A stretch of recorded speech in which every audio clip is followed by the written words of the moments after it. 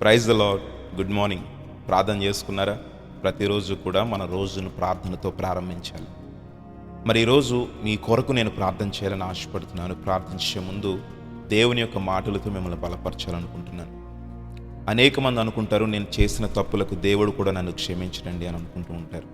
ఈరోజు నీవు కూడా, ఈ వీడియో చూస్తున్న నీవు అదే విధంగా అనుకుంటున్నావా?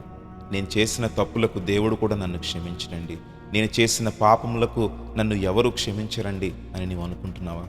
ఈరోజు హృదయపూర్వకంగా దేవుని సన్నిధిలో నీవు చేసిన తప్పులను, పాపములను నీవు విడిచిపెడితే ఈరోజే గొప్ప రక్షణను నీవు పొందుకుంటావు. ఆయన నీ దోషములన్నిటినీ క్షమించువాడు, నీ సంకటములన్నిటినీ కుదుర్చువాడు.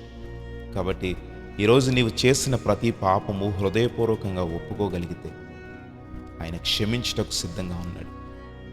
ఈరోజు మరి నీ పాపములను ఒప్పుకొని దేవుడు క్షమించిన తర్వాత మరల నీవు ఆ పాపం వైపు తిరిగితే క్షమాపణ అనేది నీకు దొరకదు.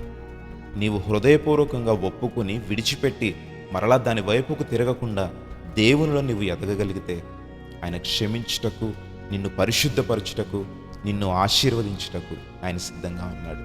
మరి ఈరోజే దేవుని సన్నిధిలో హృదయపూర్వకంగా ప్రార్థనలో నీ పాపములను విడిచిపెడతావా?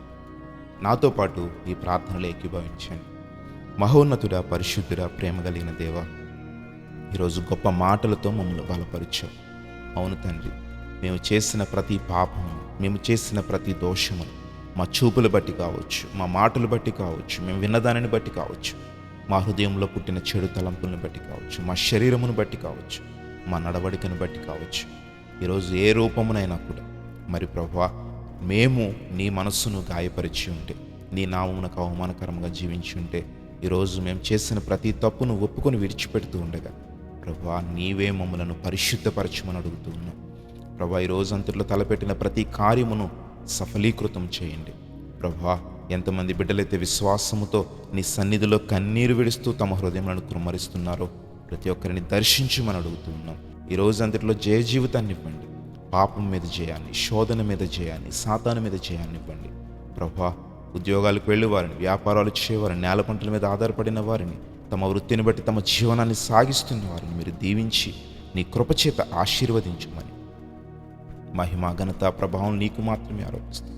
ఈ రోజంతట్లో ఎగ్జామ్స్ రాసేవారిని, స్కూల్స్కి వెళ్తున్న వారిని, కాలేజెస్కి వెళ్తున్న వారిని, ప్రభా ఇదిగో బర్త్డేస్ జరుపుకుంటున్న వారిని, వెడ్డింగ్ యానివర్సరీ జరుపుకుంటున్న వారిని, ఇలాగూ నీ సన్నిధిలోకి వహించిన ప్రతి బిడ్డను దీవించి, వారి కుటుంబంలో దీవించి నూరంతల మేలు వారికి కలుగు చేయమని యేసు నామములో అడుగుచున్నాము తండ్రి. ఆమేన్.